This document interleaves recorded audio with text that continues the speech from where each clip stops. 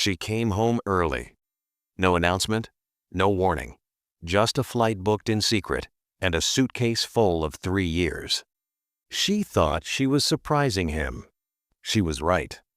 The door opened, and Florence's best friend stood there, wearing Florence's robe, Florence's scarf wrapped around her head, barefoot, in Florence's house.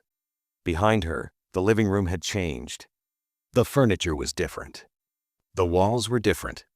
And by the bottom of the staircase, a pair of men's shoes, arranged the way Florence never arranged them.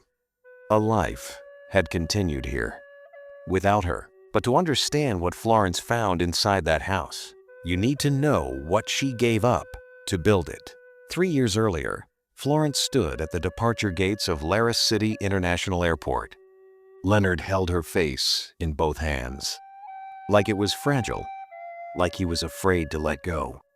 An opportunity had come, a nursing position abroad, the kind that did not come twice. More money in 1 month than they made in 6.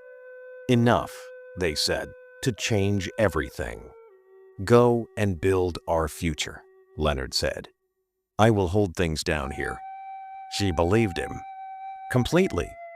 That was the tragedy. So she went. And she worked. Double shifts at the hospital, 12 hours on her feet, cleaning wards at midnight when the day staff had gone home. She sent money every month without fail.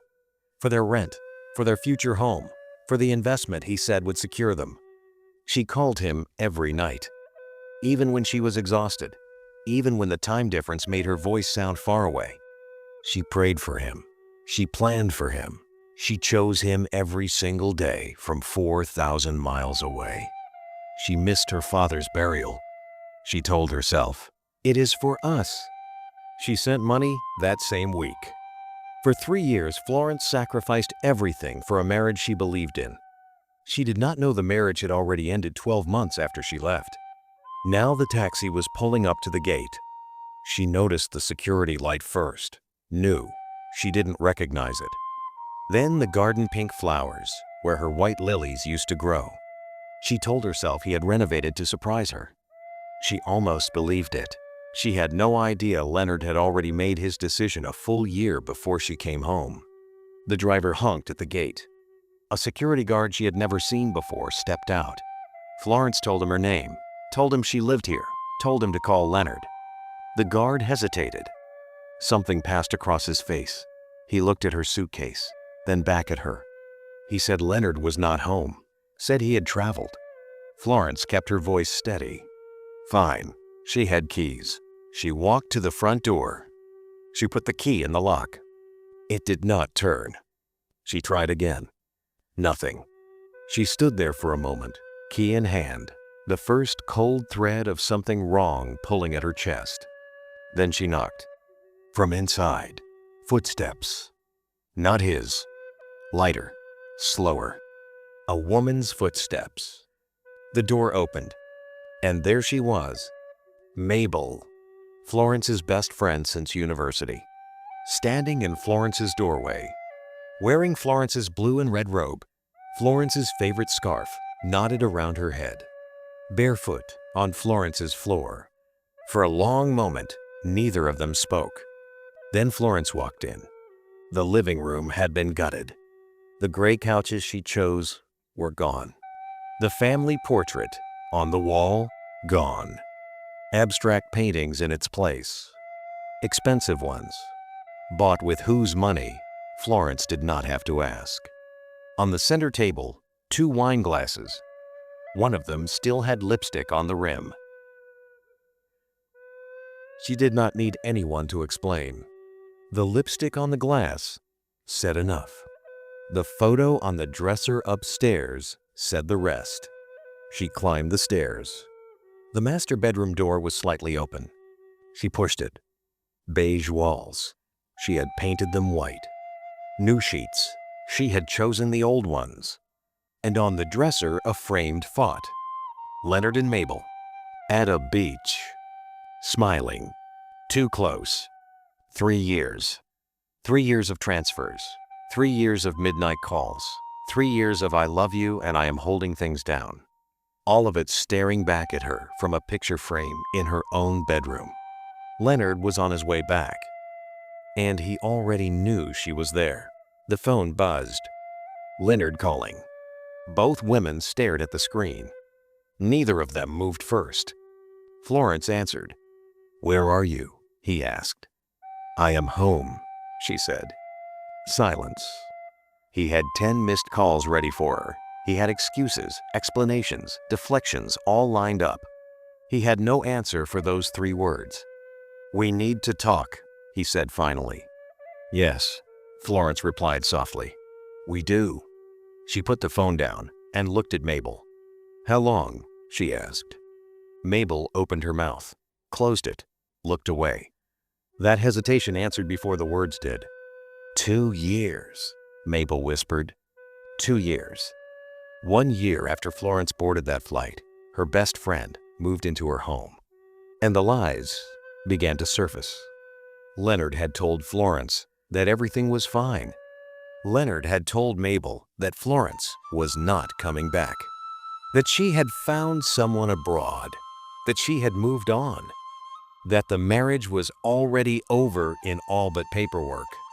2 women, 2 separate lies, 1 man holding both in place at the same time. Downstairs, the front door opened. His footsteps were heavy on the stairs. Slow, deliberate. He was not rushing. He had already decided what version of himself to walk in with. He entered the bedroom. He looked at Florence. For 1 second, just one something crossed his face. Guilt. Then it hardened. Calculation replaced it. "Florence," he said carefully. "Leonard," she replied. The room held its breath. But Leonard had not finished. The worst thing he would say that night, he had not said it yet. "You left," Leonard said. The simplicity of it stunned her. Not the words, the certainty with which he said them. As though 3 years of sacrifice could be reduced to a single verb. "You left." "I left to work," Florence said. "You left me alone," he replied. "I left to build this house," she said. "You abandoned this marriage," he said. He had rehearsed this. She could hear it in the rhythm. Every distance call she made, he had filed it under proof. Every exhausted voice, he had labeled it, "She is pulling away." Every month she worked instead of returning. He had told himself and Mabel, "She is already gone." And then, quiet, almost calm, like he was reporting the weather. "I did not plan to fall in love with her." Mabel's sharp intake of breath was the only sound in the room. Florence did not move. She did not flinch, did not cry, did not look at Mabel. She looked only at her husband. And she said nothing, because she understood, now, the full shape of what had happened. He had not slipped. He had chosen. She let the silence last as long as it needed to. Then Leonard said something else. "It is not your house." Florence blinked. The property documents, filed in his name while she was abroad. She had trusted him with the paperwork. She had signed forms before she left. She had not checked. She had trusted him. 3 years of double shifts. 3 years of midnight cleaning. 3 years of missed funerals and lonely Christmases, and "I love you" across a time difference. Someone else's property. Florence let the silence hold for one more moment. Then she said, "There is something else you both need to know." Her voice did not change. Not softer, not harder. Exactly the same. "For 8 months," she said, "I have been receiving emails. Anonymous at first, then detailed. Dates, photographs, bank statements. Transfers from Leonard's account into an account registered in Mabel's name." She placed her phone on the table face up. They both looked. They both stopped breathing. "The name of the sender," Florence said, "is Jonathan." The sound that came out of Mabel was not a word. Florence continued. "He was your fiancé. Before all of this, before you blocked him on everything and moved in here. He found out whose house it was. He found out who I was, and he sent me everything. Leonard turned to Mabel slowly. "You were engaged," he said. Not a question. The woman he had destroyed his marriage for had been lying to him. The alliance cracked. Right there, in front of Florence. Leonard had betrayed Florence. Mabel had betrayed Leonard. And Florence had watched both of them tear each other apart with the truth she had been holding in her hand for 8 months. But Florence had not yet touched the suitcase. She walked to the suitcase. She unzipped a side pocket. She removed a brown envelope. She placed it on the dining table. She stepped back. She looked at Leonard. "You think I came back unprepared?" she said. He frowned. "What is that?" She said nothing. She waited. He opened it. Inside, bank statements. 3 years of documented transfers, each one time-stamped and annotated. An international joint asset protection agreement registered before she left Lara City. A letter from a legal firm dated 2 weeks before her flight home. And a single page bearing an official consular stamp.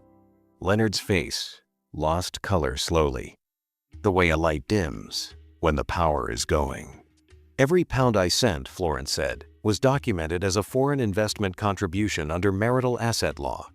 Any property purchased with those funds is co-owned, regardless of whose name appears on the title. The moment you attempt to sell, transfer, or contest this property, it triggers an international financial fraud investigation." Leonard found his voice. "You cannot apply foreign law here." Florence looked at him. "Call your lawyer," she said. She did not shout it. She did not repeat it. She said it once, quietly, and then she was done with him.